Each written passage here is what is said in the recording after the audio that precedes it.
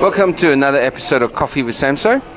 We're here at Blacksmith Perth, and I've got Brian and Miguel back from the World MiniFootball Federation. It's been a while since we spoke, maybe a month, 2 months? 2 months, yeah.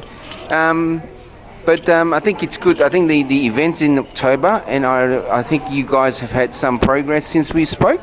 Maybe one of you guys want to just update us on what's happening out there? Thanks, Noel. Thanks for having us back. I believe we're having orange juice as well with Samso, as well as coffee. Yeah, some updates. We've got obviously the federal funding. We've got Nike International. They're throwing us some money to put on the event. The teams are now securing their teams and putting forward their players, so it's very exciting. And yeah, we sold the rights to the stadium to Black Pearl Capital out of Sydney. They're an investment firm, and yeah, it's been coming along quite nicely. Sorry, we've been distracted with the coffees. The coffees. There you go, Mr. Noel. But that sounds really good. I mean, I guess most of the funding's done. I saw a tweet about you guys with the construction of the stadium. So the date's what, 1st of October, I think. That's right. Yeah. So, I mean, everything's in place. Any hiccups? Any teams pull out? No, everything is being flowing properly. Everybody's very excited. All the countries are coming along to Perth.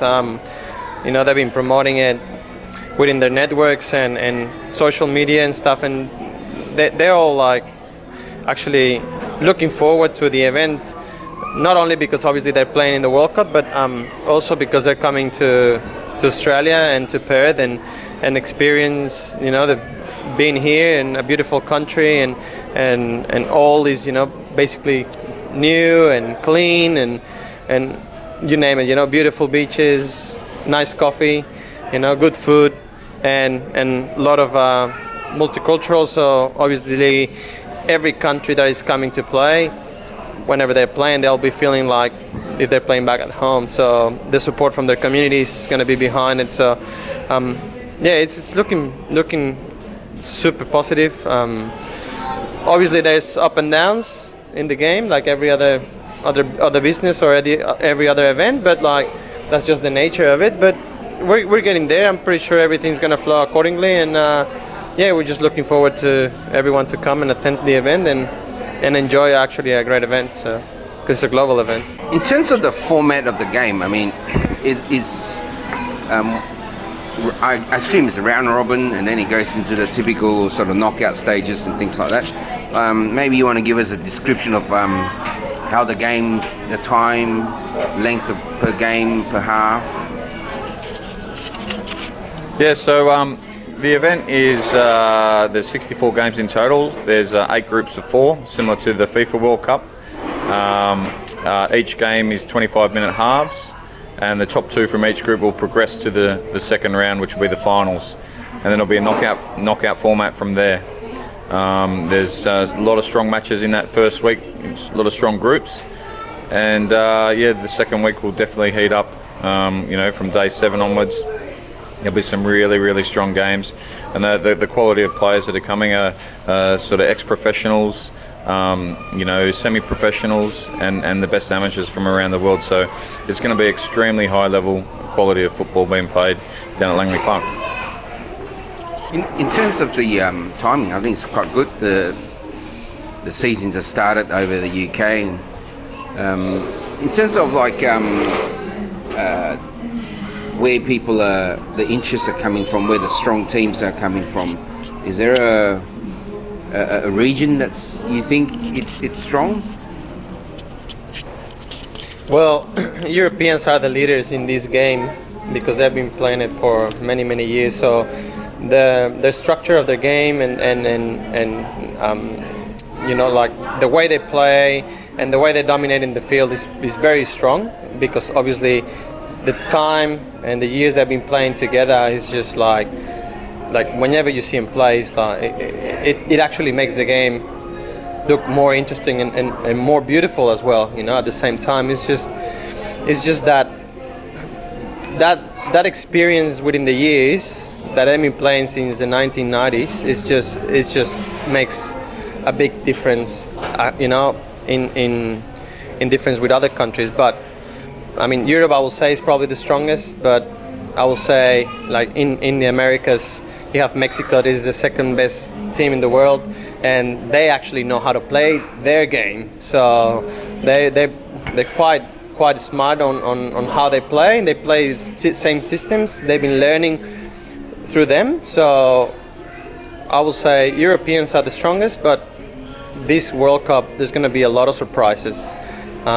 You know, like Australia is very well prepared after having the first experience in Tunisia in 2017, and even though reaching the quarterfinals, it was a good experience. And actually, nobody was expecting Australia to get it that far. They all thought that, you know, we're just coming for the good trip of traveling, but then they realized we were pretty serious with it. So now we have to show out there that we're capable to, you know, get into the same standards as the big teams. So it's going to be a good World Cup for sure. I mean, when you're talking, it just occurred to me. I mean, the format, the small, you know, 6-man format. It's a bit like when I'm actually very surprised at the fact that there's a World Cup and you got that amount of audience previously in 2017. That it's actually quite unknown or to the general public here in Australia, or especially in Perth, which is quite amazing because in the States where you got basketball's a big thing in NBA, and then they started the 3-on-3 competition, which had a very low profile. But I think of late, I remember reading somewhere that it's actually now quite a big concept. There's obviously all the ex-NBA players are going in there, but it's actually growing in popularity in almost attendance as well.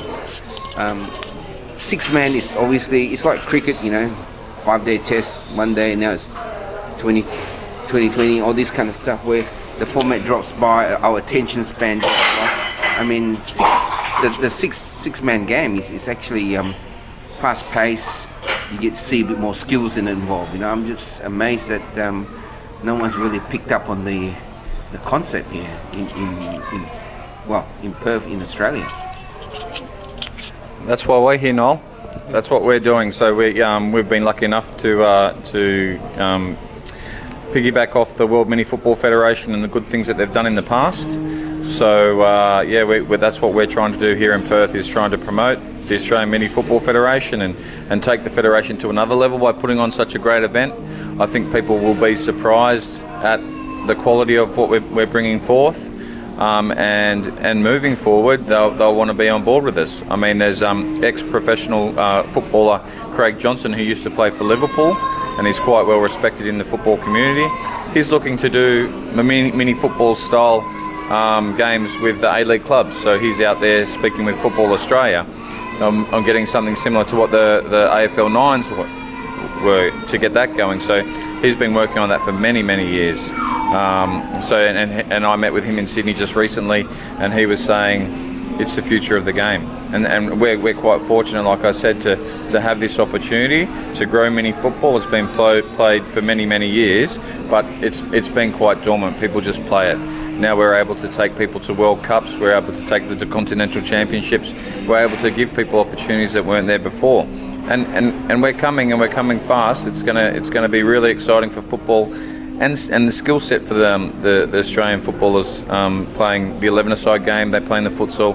They'll see what mini football is all about, and they'll come over and get involved with us. I mean, I remember playing indoor soccer in the 80s, and I remember there was a guy that was playing on our team, and he obviously played a lot more soccer than us. I can imagine. I remember seeing the skills and the footwork and everything else. It's amazing. I mean, imagine if you had the professionals coming in here doing the same kind of thing, and people start to see the skills that you don't see in the bigger game, confined to a smaller space, you know. It's amazing. What really amazed me when I did some research after the last time we spoke was the 800 million sort of viewers that was there. I mean, that's huge. I mean, let's face it, sports is money these days, right? Yeah. Sports doesn't exist if there's no money involved. And with the online capacity to earn money, this is a really good opportunity. And Perth has got very good weather. And likely, there's less chance of it raining. Now that I said that, it'll probably rain on you guys. But yeah, this kind of thing for businesses, I think it's fantastic to get some just aerial play. You know? Yeah, like you said, Noel, the last event went to over 800 million people, and we're expecting it to go even further. So, you know, it's a good opportunity at a low cost level to get involved in this event. It's going to be streamed all across the world throughout Australia. So we've got multiple packages that we can put out to people. There's still some available. We've got the major sponsorships still available. So, you know, we're asking the community to get involved and corporate Australia to get involved because, like I said, it's a low cost entry into a global event that will go to over 800 million people across the globe. You know, there's LED screens, there's activation areas down in Langley Park, there's a bar area. You know, in the interview areas, there's going to be multiple opportunities to brand your product. You know, whether it be a large corporate, medium, or small. So we've got something that can tailor to everyone. All right, great. No, it's good to get an update. I think, you know, we're getting closer and closer to the big day. I don't know if you guys got anything else. Maybe we can maybe wait till you get closer to the time. I'm pretty sure Samso will be right on the field, number 1 spot. But now that I've got you on camera, You'll be there, don't worry. But anyway, guys, thanks for coming over and giving us an update. Maybe we can do this, you know, as I said, down the road further and give us another update closer to the time. Yeah, sure. All right, thanks a lot. Thank you. Okay. Can I say one more thing? Just one last thing, Noel, sorry there. We've got tickets on sale at perth2019.com. It's $8.50 for kids and $12.50 for adults. It's very reasonably priced. It's in the October school holidays from the 1st to the 11th of October. Thanks, guys. Thank you very much. Okay.